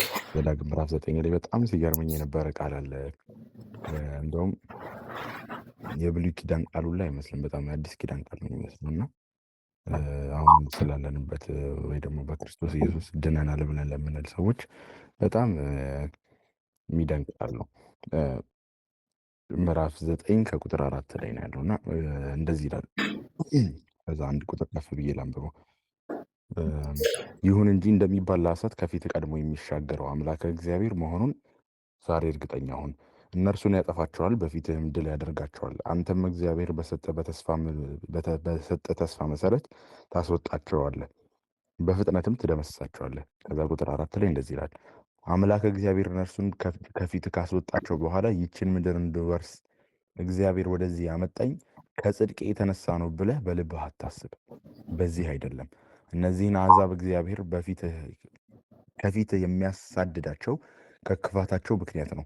ምድራቸውን ገብተህ የምትወርሳት ከጽድቅህ ወይም ከልብ ቅንነት የተነሳ ሳይሆን ለአባቶች ለአብርሃም ለይስሐቅና ለያዕቆብ የማለላቸው ቃል ለመፈጸም አምላክ እግዚአብሔር እነዚህን አሕዛብ ከክፋታቸው የተነሳ በፊትህ ስለሚያባርራቸው ነው እያለ ያወራል እና ከዚህ ጋር በጣም አንድ ቃል ቤቢ አብሬ ለማንበብ አዲስ ኪዳን ላይ ሮሜ ምዕራፍ 5 ላይ በአንዱ ሰው አለመታዘዝ ብዙዎች ኃጢአተኞች እንደሆኑ በአንዱ ሰው መታዘዝ ደግሞ ብዙዎች ጻድቃን ይሆናሉ። ሕግ በመምጣቱ መተላለፍ በዛ፣ ነገር ግን ኃጢአት በበዛበት ጸጋ አብልጦ የተረፈረፈ ሆነ። ይህም የሆነው ኃጢአት በሞት እንደነገሰ ሁሉ በኢየሱስ ክርስቶስ በኩል ደግሞ የዘላለም ሕይወት ይገኝ ዘንድ ጸጋ በጽድቅ እንዲነግስ ነው እያለ ያወራል እና ከዛ ከፍ ብሎም ሮሜ ምዕራፍ 5ን እንደምታውቁት ስታነቡት በክርስቶስ ኢየሱስ ሰው በማመን እንዴት እንደሚጸድቅ በጣም በግልጽ አድርጎ የሚናገርበት ቦታ ነው እና ይህ አሁን የሚገቡበትን ቦታ አማኞች ነን ብለን ለምንለኛ በቃ አዲስቱ ኢየሩሳሌም ወይ ደግሞ ወደፊት እግዚአብሔር ደግሞ የዘላለምን ሕይወት ስናስብ በዚሁ መልክ ማየት እንችላለን። ዘዳግም ላይ ያለው እንደሚለው እና ይቺ ምድር እንድወርስ እግዚአብሔር ወደዚህ ያመጣኝ ከጽድቄ የተነሳ ነው ብለህ በልብህ አታስብ። ከዛ ደግሞ ከፊት የሚያሳዳቸው ከክፋታቸው ምክንያት ነው እና ከጽድቅህ ወይም ከልብ ቅንነት የተነሳ ሳይሆን ለአባቶች ለአብርሃም ለይስሐቅና ለያዕቆብ ከማላቸው ቃል ለመፈጸም አምላክ እግዚአብሔር እነዚህን አሕዛብ ያባርራቸዋል እያለ ያወራል እና በጣም ሲገርመኝ የነበረው ነገር በጣም በቃ በዚህ ጊዜ ላይ እኛ አሁን አማኝነት ለምንል ሰዎች በጣም ተመሳሳይ የሆነ ሁኔታ ውስጥ ያሉ ይመስላሉ። እነዚህ ምንድንበትን ጽድቅ ምንድንበት ወይ ደግሞ የሆነ ነገር እግዚአብሔር ወደፊት ያለውን ዘላለም ሕይወት ሲሰጠን በልጁ በክርስቶስ ኢየሱስ የሚያደርግልን ነገር ሁሉ የሚያደርግልን ብቸኛው ምክንያት ራሱ ክርስቶስ እንደሆነ ማስታወሻ ወይ እንደሆነ ያየውበት ቦታ ነው እና በዛም ጊዜ በተመሳሳይ መንገድ እግዚአብሔር ከገባው ኪዳን የተነሳ ከጽድቃቸውና ከልባቸው ቅንነት ውጪ እንዴት ቸርነት ሊያደርግላቸው እንደነበረ እናያለን እና በዚህም ጊዜ ተመሳሳይ ነገር ነው። አሁን በዚህ ጊዜ በክርስቶስ ኢየሱስ ሰላምን አገኘን፣ እረፍትን አገኘን፣ የኃጢአት ይቅርታን አገኘን፣ የዘላለም ሕይወትን አገኘን ስንል ያለምንም ጽድቅ ያለምንም ልብ ቅንነት ኢየሱስ ክርስቶስን ብቻ በማመን እግዚአብሔር ያደረገልን ቸርነት እንደሆነ ያስታውሰኝ ነበር ይሄ ክፍል እና በዚህ ቦታ ላይ ሌላ በጣም የምናስተውለው ነገር በጣም ደጋግሞ እግዚአብሔር ከገባ በኋላ እንዳትረሳ አምላክህ እንዳትረሳ ተጠንቀቅ ይላል። ተጠንቀቅ ደጋግሞ ነው የሚለው እና ተጠንቀቅ ብሎ ካለ አይ ቲንክ መጠንቀቅ ባይኖርበት ኖሮ ተጠንቀቅ አይለውም ወይ ደግሞ እንዲሁ ካዥዋሊ እኔ አሁን አማኞች ስንሆን ለምሳሌ በክርስቶስ ኢየሱስ ከዳንም በኋላ የሚመጣልን በኤፌሶን ላይ ምዕራፍ 1 ላይ ሲጀምር ገና የሚያነሳቸው በረከቶች አሉ። በሰማያዊ ስፍራ ተባረካችሁ እያለ የሚያነሳቸው ነገሮች እና አሁንም ደግሞ በህይወታችን ደግሞ ደጋግመን የምናየው ነገር አለ እና እግዚአብሔር ያደረገልን ነገር አለመርሳት ኢት ኒድስ ኢንቴንሽናል የሆነ ስራ ለካ ይፈልጋል ብዬ እንዳስተውል አድርጎኝ ነበር። ማለት ቸርች ሄዳለሁ፣ ጸልያለሁ፣ ቃል አነባለሁ ምናምን የሆነ ቤዚክ ነገሮች አደርጋለሁ፣ እንዴት ልረሳ እችላለሁ አይነት ነገር አይደለም። በጣም ኢንቴንሽናል ወርክ ይጠይቃል። ምክንያቱም ሰው ልጅ በባህሪው የሚረሳ ስለሆነ እግዚአብሔር ትላንትና ያደረገለትን ቸርነት ሰው ልጅ ይረሳል እና ያለመርሳት ጉዳይ በአጋጣሚ ወይ ደግሞ ልክ ተሳስቶ ሰው የሆነ ስኬት ላይ እንደማይወድቅ ልክ እንደዛ ተሳስተህ ማስታወስ ላይ ሰው አይወድቅም እና ኢንቴንሽናል ወርክ ይፈልጋል። ማስታወስ በቃ ቁጭ ብሎ ማሰላሰልን ይፈልጋል። እግዚአብሔር ይህንን አደረገልኝ ብሎ ከአእምሯችን ተቃራኒ አእምሯችን ናቹራሊ ይሄ ሁሉም ሰው ያለው ነገር አይደል ብለን እንድናስብ ይሞክራል አእምሯችን እና ከሱ በተቃራኒ እንድናስብ ያስፈልጋል። ሌላ ደግሞ እዛው ምዕራፍ 8 ላይ ደግሞ በመጨረሻ መልካም እንዲሆን አንተን ትሑት ለማድረግና ለመፈተን አባቶች ፈጽመው የማያውቁትን መና በምድረ በዳ መገበ። ምናልባትም ይህን ሀብት ያፈራሁት በጉልበቴና በእጄ ብርታት ነው ብለህ በልብህ ታስብ ይሆናል።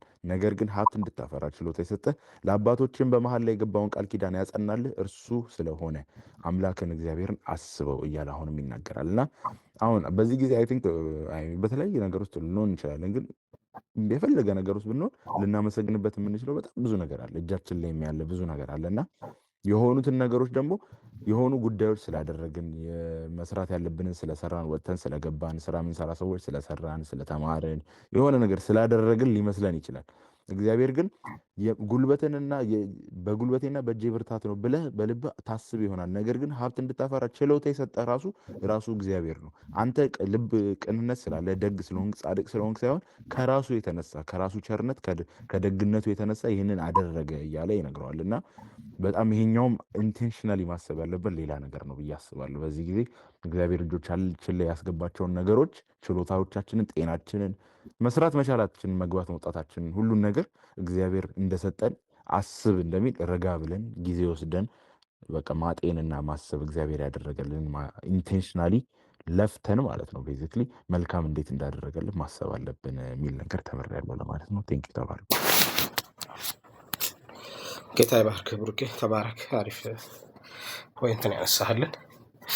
መቀጠል ትችላላችሁ። ሌሎችም ሰዎች ማውራት የምትፈልጉ ሰዎች ክፍት ነው።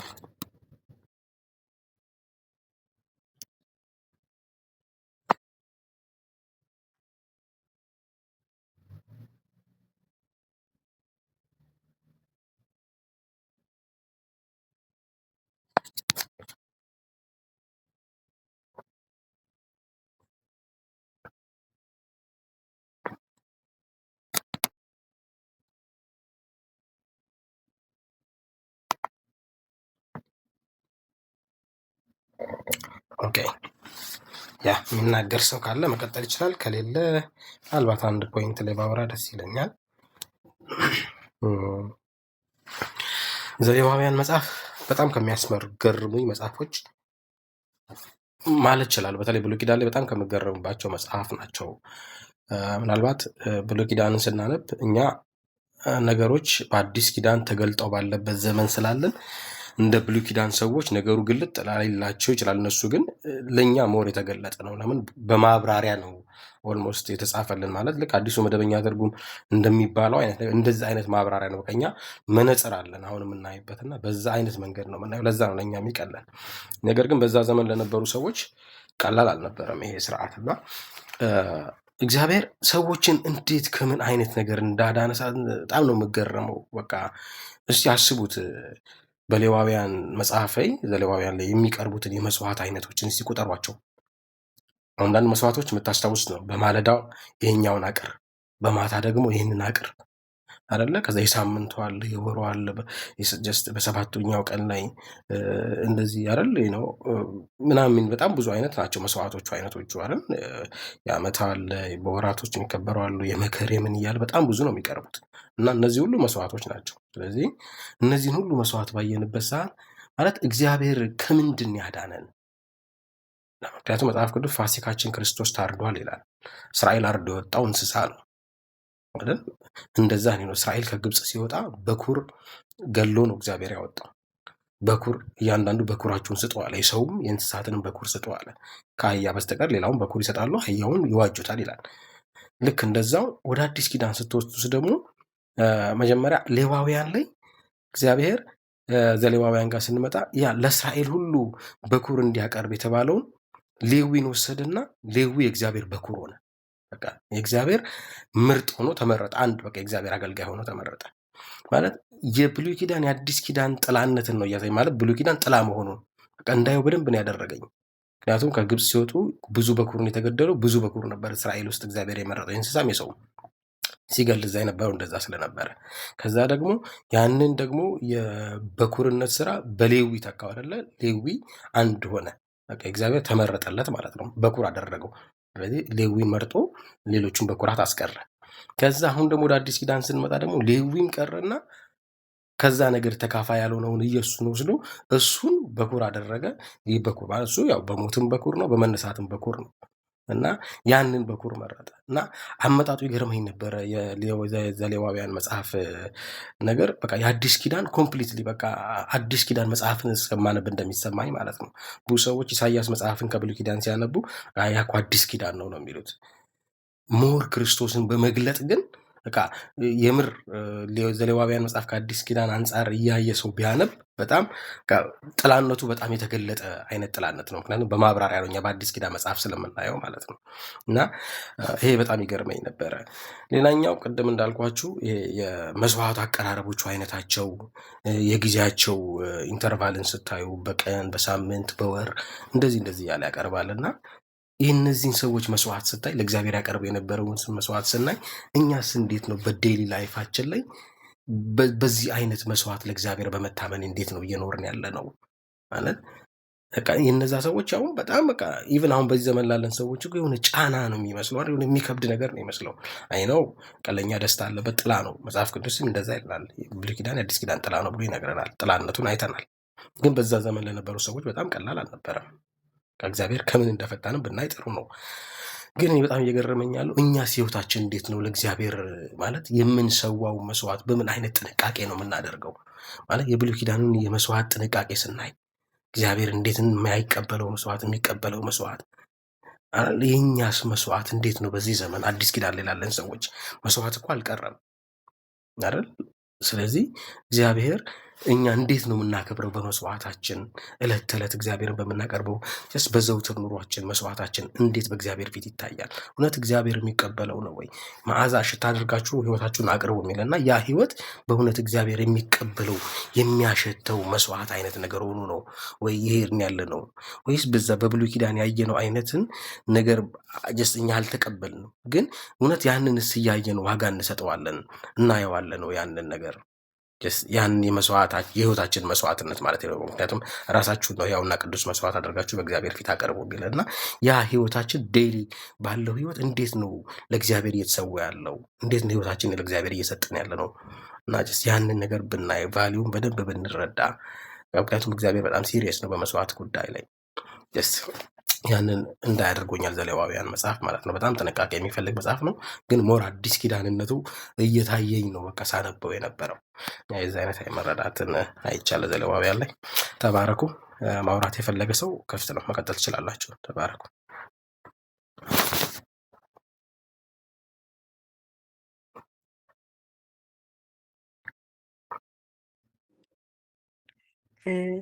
እሺ እኔ አንድ ጀስት የተረዳሁትን ነገር ላካፍላችሁ ብዬ ነው። በዚህ ሳምንት ውስጥ ስናነብ ከነበረው ከዘዳግም መጽሐፍ ምዕራፍ 11 ቁጥር 8 ላይ ያለው እንዲህ ይላል፣ ስለዚህ ዮርዳኖስን ተሻግራችሁ ወደምትወርሷት ምድር ለመግባትና ለመያዝ ብርታት እንድታገኙ ዛሬ እኔ የምሰጣችሁን ትእዛዝ ሁሉ ጠብቁ ይላል እና this idea of ብርታትን ለማግኘት ለካ እግዚአብሔርን ትእዛዝ መጠበቅ አለብን የሚለውን ሞር ሳስብ ነበር እና በጣም የገረመኝ ነገር እዚህ ጋር የሚለው ላይክ እዚህ ጋር የሚያወራው ብርታት እስናት ጀስት ፊዚካል የሆነ ብርታት አይደለም። ኢትስ ኦልሶ ስፒሪቹዋል ሞራል የሆነ ብርታትን ነው እግዚአብሔር ትእዛዝ ከመጠበቅ የሚያገኙት እያላቸው ነው እና ወን አላ እንደ ሰው ደግሞ when we walk in obedience with God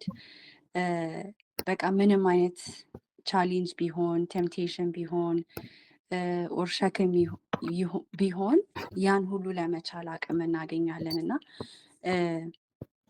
አልቲሜትሊ አይ ቲንክ ቅድምን በላይ ስትል ነበረ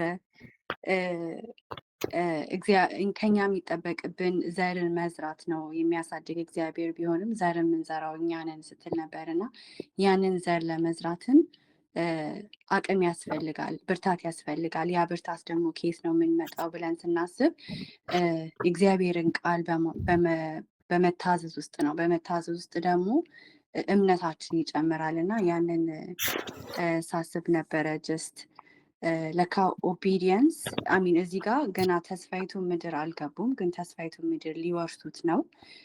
ግን የነሱ መታዘዝ it kind of position አደረጋቸው so that they can experience the fulfillment of God's promise እና just መታዘዝ ለካ የሆነ ዝም ብሎ ነገር አላ መታዘዝ አቅምን ይሰጣል ብርታትን ይሰጣል የሚለውን ሳስብ ነበረ። ተባረኩ።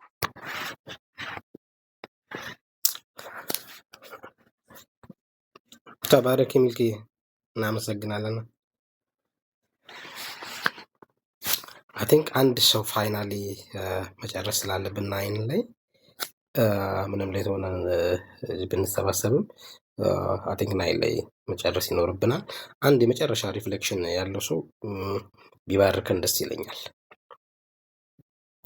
ክፍት ነው፣ መቀጠል ትችላላችሁ።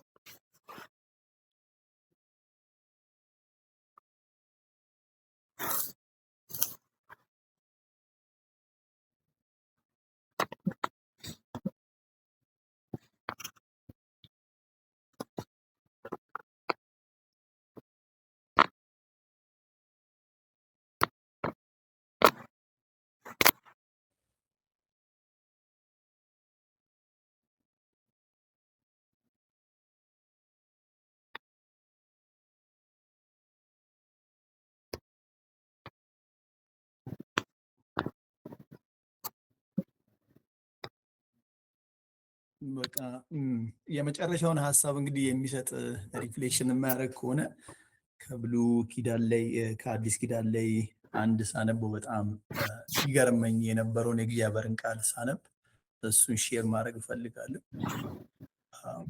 ቅድም በላይም ስታወራው ነበረ እግዚአብሔር ምን ያህል በዘመናት መካከል ለእስራኤል ይሰጥ የነበረው መስዋዕትነት በሚያጠፉት ጥፋት በሚያደርጉት በደል በእግዚአብሔር ፊት ለመቅረብ የሚያቀርቡት መስዋዕት በጣም ይገርመኝ ነበር። የመስዋዕቱ ብዛት፣ ስርዓቱ ሁሉም ያቀርብ ነበር። ፍየል የሚያቀርባል፣ በግ የሚያቀርባል፣ ዋኖስ የሚያቀርባል እና ያን ሁሉ የሚያደርጉት በእግዚአብሔር ፊት ለመቆም በእግዚአብሔር ፊት ያላቸውን በደል መስዋዕት አድርገው ያቀርባሉ ከእግዚአብሔር ምሕረት ለመቀበል እና በጣም የሚገርመኝ በዛ ዘመን የነበሩት አባቶችን እግዚአብሔር ይናገራቸው የነበረው በነቢያት በኩል ሲሆን በአዲስ ኪዳን ላይ በጣም የሚገርመኝ በሐዋርያት ሥራ ምዕራፍ 1 ላይ እግዚአብሔር በልጁ እኛን እንዴት እንደተናገረን እና ብዙ የተማረ ብዙ እንደሚጠበቅበት እና እኛን ደግሞ ሲናገረን የቀደሙ አባቶችን በነቢያት ሲናገር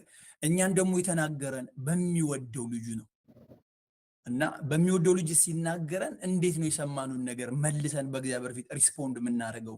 እንዴት ነው እግዚአብሔር ያለንን ነገር መፈጸም የምንችለው የሚለውን ነገር በጣም ብሉይ ኪዳንና አዲስ ኪዳንን ኮምፔር ሳደርገው ብሉይ ኪዳን ያው ሊመጣ ላለው ለአዲስ ኪዳን ጥላ ነውና በጣም ይገርመኝ ነበረ። ሐዋርያት ሥራ ምዕራፍ 1 ላይ የእግዚአብሔር ቃል ሲናገር ከጥንት ጀምሮ እግዚአብሔር በብዙ አይነትና በብዙ ጎዳና ለአባቶቻችን በነቢያት ተናግሮ ሁሉን ወራሽ ባደረገው ደግሞ ዓለማትን በፈጠረበት በዚህ ዘመን መጨረሻ በልጁ ተናገረናል።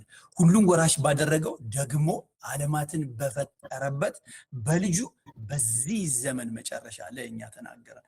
እርሱ የክብሩ መንጸባረቅ የባህሪው ምሳሌ ሆኖ ሁሉም በስልጣኑ ቃል እየደገፈ ኃጢአታችን በራሱ ካነጻ በኋላ በሰማያት በግርማው ቀኝ ተቀመጠ። በጣም ነው የሚገርመኝ። ኃጢአትን በራሱ ካነጻ በኋላ አለና በሰማያት በግርማው ቀኝ ተቀመጣል። በብሉይ ኪዳን ላይ ሰዎች ኃጢአታቸውን የሆነ በደል ሲገኝባቸው መስዋዕት ይዘው የሚቀርቡት ካህኑ ጋር ነው፣ ኃጢአታቸው እንዲሰረይላቸው። ወደ ሐዋርያት ሥራ ግን ስንመጣ ኃጢአትን በራሱ አስወግዶ በሰማያት በግርማው ቀኝ ተቀመጠ እያለ የእግዚአብሔር ቃል ይነግረናልና እጅግ በጣም በዚህ እገረምና እጽናና ነበረ። ሁለተኛ ደግሞ ቅድም ያነበብኩት ዘዳግም ላይ ምዕራፍ 4 ላይ ሙሴ እንዳለው ሕዝበ እስራኤልን ካወጣቸው በኋላ ከመሻገራቸው በፊት አስጠንቆ ሲናገራቸው በእናንተ ምክንያት እግዚአብሔር እኔን ተቆጥቶኛል፣ እናንተ ትሻገራላችሁ፣ እኔ በዚሁ በዮርዳኖስን ሳልሻገር እዚሁ እሞታለሁ አለ። በጣም የሚገርመው መጽሐፍ ቅዱስ ስናነበው ኢየሱስ ምን አለ? መጽሐፍት ሁሉ ስለኔ ያወራሉ አለ። እዛ ጋር ያለው ንግግር በጣም የሚገርም ነው። እየተናገረ ያለው ሊመጣ ስላለው መስዋዕቱን ስለሚቀርበው ኢየሱስ ነው። በጣም የሚገርመው ሙሴ ህዝበ እስራኤል ሊሻገሩ ነው፣ እሱ አላጠፋም በእናንተ ምክንያት እያላቸው፣ ነገር ግን እግዚአብሔር እሱን ሊገለው እዛ ጋር ያስቀረዋል። ወደ አዲስ ኪዳን ጋር እሱ ወስዶ በጣም የሚገርመኝ በኢየሱስ መሞት እኛ የዘላለም ህይወትን ወረስ። ሙሴ እሱ ሞቷል፣ ህዝበ እስራኤል ተሻገሩ። ምናልባት ሙሴን አይተው ከሆነ መጽሐፍ ሲናገር እሱ የሙት አገልግሎት ይሏል ራሱ ኢየሱስ ቃል በቃል ሲናገር። በምድር ላይ ህዝበ እስራኤል ግብፅ የተራበ የተቸገረ እረፍት ያጣ የተናቀ በጣም በብዙ መከራ ውስጥ ያለፈ ሰው ነው። እግዚአብሔር ሙሴን አስነስቶ ህዝበ እስራኤልን ከግብፅ ወደ ከናን ያወጣው፣ ከመሬት ወደ መሬት ነው ያሻገረው። ህዝበ እስራኤል ግብፅም እያለ ይሞታል፣ ከናንም ገብቶ ይሞታል። በጣም የሚገርመው እንደ ጥላነቱ ብሉይ ኪዳን ስለ ሙሴ ሲነግረን ሊመጣ ስላለው እግዚአብሔር ስላዘጋጀው ኢየሱስ ነው። ኢየሱስ ጋር ግን ስንመጣ በጣም የሚገርመው በሱ መሞት እኔ ዘላለም ህይወት አገኘው። የኢየሱስ መሞት ለኔ ትርጉም አለው። ምናልባት አንድ ሰው የሚወደኝ ለኔ ቢሞትልኝ በኔ ሞት ላይ የሚያመጣው ለውጥ የለም። የኢየሱስ ሞት ግን ለኛ ለውጥ አለው። በሱ መሞት የኛ ሞት ሞቷል፣ ማለትም እኛ የዘላለም ህይወትን አግኝተናል። እና ሙሴ እሱ ሞቶ ህዝበ እስራኤልን ወደ ከናን ካሻገረ የኢየሱስ መሞት በጣም የሚገርመው ከኛን ከዘላለም ሞት ወደ ዘላለም ህይወት አሻግሮናልና ብሉይ ኪዳንን ሳነበው ያኛውን አዲስ ኪዳን እግዚአብሔር ስላዘጋጀው ስለሚመጣው መስዋዕት በግልጽ ሲያሳየኝ እጅግ በጣም እገረምና እግዚአብሔርን አከብር ነበር። በቃ የሙሴ መሞት እሱ እዛ ጋር መቅረት ህዝበ እስራኤልን ወደ ከናን ያሻገረው። ያጠፉት እነሱ ናቸው። ነገር ግን የነሱ ቁጣ በሙሴ ላይ ነዶበት እግዚአብሔር እሱን ሲቀጣው በሞት እናያለን። ወደ አዲስ ኪዳን ስንመጣ ኃጢአትን የሰራነው እኛ ነን። ነገር ግን ልጁ ላይ የኛን በደል አስቀምጦ ፊቱን ሲያዞርበት በሸላቾች ፊት እንደሚታረድ በግ ሆኖ ዝም ሲል የኔን ሞት በዘላለም ህይወት ሊቀይረው እሱ ግድ ግን ሞትን መሞት ነበረበትና ይህን ነገር እያየው እጅግ እግዚአብሔርን አከብር ነበርና ይሄ ነው የቀረልኝ። እግዚአብሔር በብዙ ያክብራችሁ። ቴንክ ዩ። ተባረክ እንዳልክ፣ ጌታ ይባርክህ። እናመሰግናለን። ፋይናሊ ሳልናገር የቀረ አለ የሚል ሰው አለ? ሜቢ ከመዝጋታችን በፊት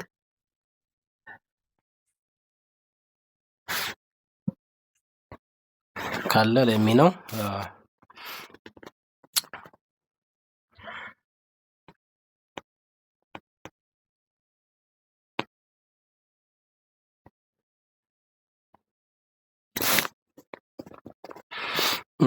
ኦኬ አይ ቲንክ ወደ ጸሎት መሄድ እንችላለን።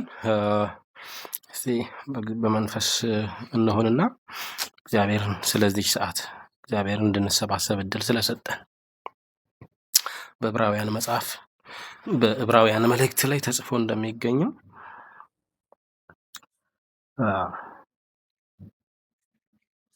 ኢየሱስ እናመሰግናለን።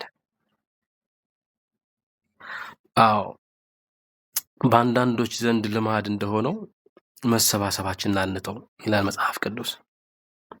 ጊዜው ሲቀርብ ደግሞ ይህንን አብልጣችሁ አድርጉ ይላል እግዚአብሔር ቃል አይደል? መቼስ ዘመን በጨመረ ቁጥር የእግዚአብሔር መምጣት ደግሞ እየቀረበ ነው አይደል? ሁለት ተቃራኒ የሚሄዱት።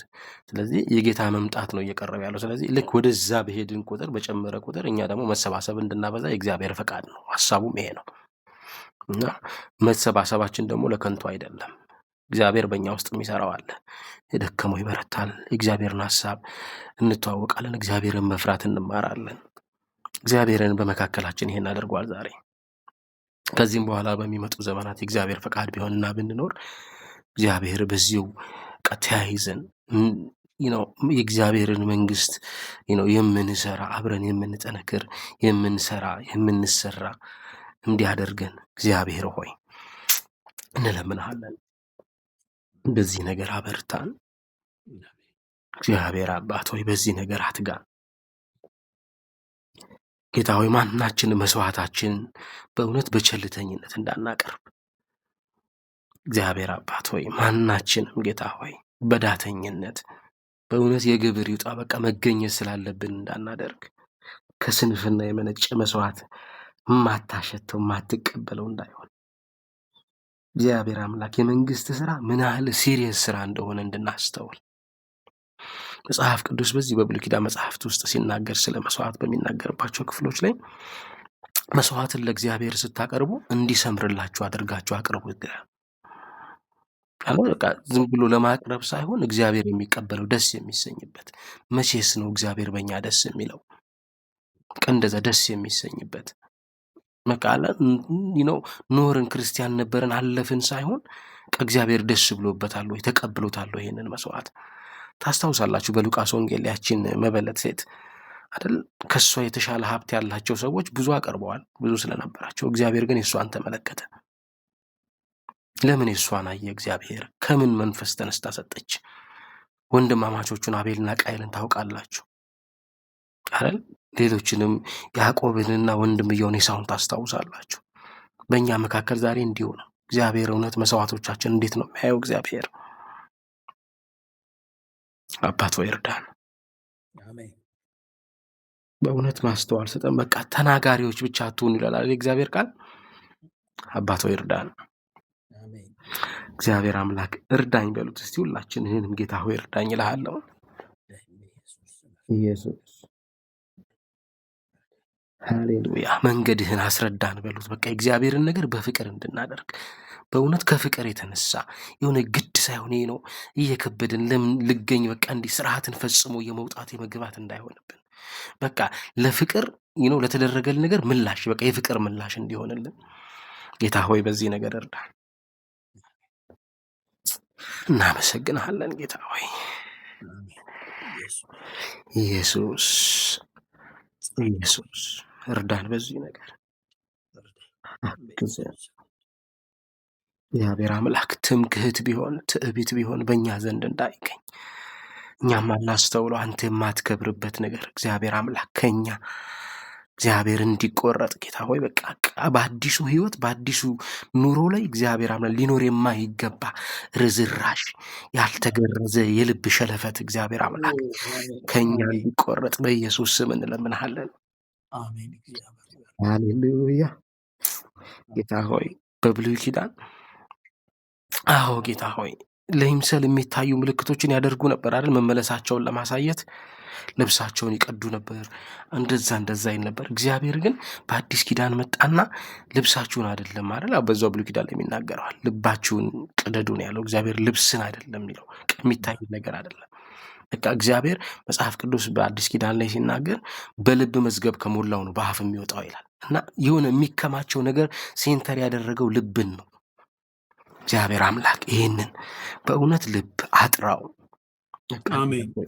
ለአንተ መኖር እንዳንችል ከያዘን ልባችን ላይ ተሰግስጎ ካለ አላስፈላጊ እግዚአብሔር እድፈት እንድታጥበን ኢየሱስ ኢየሱስ በእውነት ይህንንም ደግሞ አገልግሎት አምነ የሰጠህን እኛን ይህን ህዝብህን እኔ ብሩኬ ሴና ምናምን ይሳኮር አይደለም በቃ እግዚአብሔር ያየዋል ይህን አገልግሎትና ጌታ ኢየሱስ ሆይ በዚህ ነገር እንድትረዳን በእውነት በቃ ከፍቅር ከመታዘዝ የተነሳ መስዋዕት እንዲሆንልን እስከ ዛሬ በድለንህ በሆነው መስዋዕታችን እግዚአብሔር ባላከበርን መስዋዕታችን እግዚአብሔር የነበረህን ቁጣ ከኛ አርቅ። ምህረት በኢየሱስ ስም በመስዋዕታችን ላይ ተገኝ። በዚህ ነገር እርዳን። እግዚአብሔር አምላክ ደግሞ ቃልህን ስናጠና እግዚአብሔር አምላክ በቸልተኝነት አይሁን ለመጨረስ ጌታ ሆይ በቃ እየታገል ነው በእውነት በቃ ምንድን ነው መቼ ነው እዚህ ውስጥ የገባሁት ይህን አይነት ነገር እየተጨቀጨኩ ነው አይነት ሳይሆን በቃ እግዚአብሔርን ወደ ነው በቃ ልናውቀው እግዚአብሔርን ምን እያለን ነው ደግሞ እኮ ለእኛው ነው እኛው ነው የምንኖርበት ጥቅሙ ለእኛው ነው። ስለዚህ ጌታ ሆይ አስረዳን፣ እውነትን ግለጥልን። አሜን።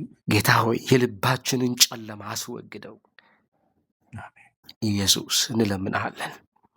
እውነት በሳምንት ስንገናኝ እድል ሰጥተህን ነው፣ ምህረትህ ነው እግዚአብሔር አምላክ። ይህንን ምሕረት ደግሞ ጌታ ሆይ ፎር ግራንት አንቆጥረውም። በቃ ጌታ ሆይ እንደተገባን አንቆጥረውም።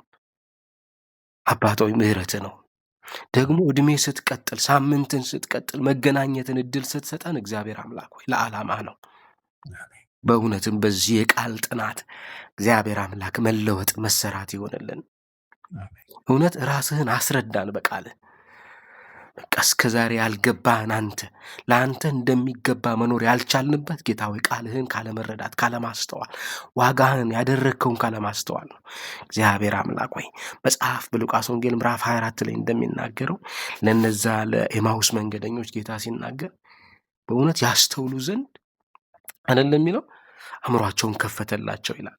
አሜን እግዚአብሔር አምላክ አእምሯችን ይከፈትና አንተን ማስተዋል ይሆንልን፣ አሜን መንገድህን ማስተዋል ይሆንልን። አሜን እግዚአብሔር አምላክ አንተን ደግሞ ያወቀ ያስተዋለ አንተ መኖር አይከብደውም። ጌታ ሆይ በኢየሱስ ስም እንለምናሃለን፣ ራስህን ግለጥልን። በቃ እኔ ለአንተ መኖር ያልቻልኩት እንዳልገባህኝ ይሰማኛል። በእውነት ብረዳህ ጌታ ሆይ ለአንተ ሕይወታቸውን ወስነው ሁለንተና የሰጡ ሰዎች ሕይወትን እግዚአብሔር አምላክ እንድንመለከት ያስፈልጋልና ጌታ ሆይ እንደዛ መኖር ለምን አልቻልንም? ጌታ ሆይ በእርግጠኝነት በቃ የሆነ የተላለፍነው ነገር አለ። ለእግዚአብሔር በሙላት እንዳንኖር የጋረድን አንድ ግርዶሽ አለ። እግዚአብሔር አምላክ እኛ አልገባን ይሆናል።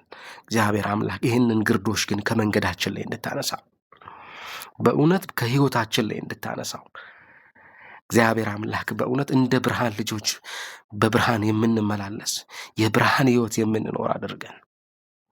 ስለ ሁሉ እናመሰግናለን። በዚህ ስለተጠቀምክባቸው ባሪያዎች ስለሰበሰብከን እድል ስለሰጠህን ደግሞ ሰውን ዝም ብለህ አትሰበስብም ጌታ ሆይ። በሰው ውስጥ መፈለግን የምታደርግ አንተ ነህ። እህቶቼ ወንድሞቼ ፈልገው እንዲመጡ ያደረግክ አንተ ነህ። ደግሞ የምትሰራም አንተ ነህ። የምታደርገውም ነገሩን አንተ ነህ። እግዚአብሔር አምላክ ይሄ ይብዛልን፣ ይሄ ይጨመርልን። ስለ ሁሉ እናመሰግናለን። ደግሞ ቀርቶ ባለው ጊዜ ላይ እግዚአብሔር አምላክ አንተ በምትከብርበት ሁኔታ እንድንመላለስ ንግግራችን እግዚአብሔር አምላክ መሰባሰባችን፣ በምንሰራው ስራ በመውጣት መግባታችን አንተ ክበርበት። እግዚአብሔር አንተ ከፍ በልበት። ስምህን ቀድሰው። እግዚአብሔር ሆይ ስምህን በመካከላችን አክብረው። ስለ ሁሉ እናመሰግናለን።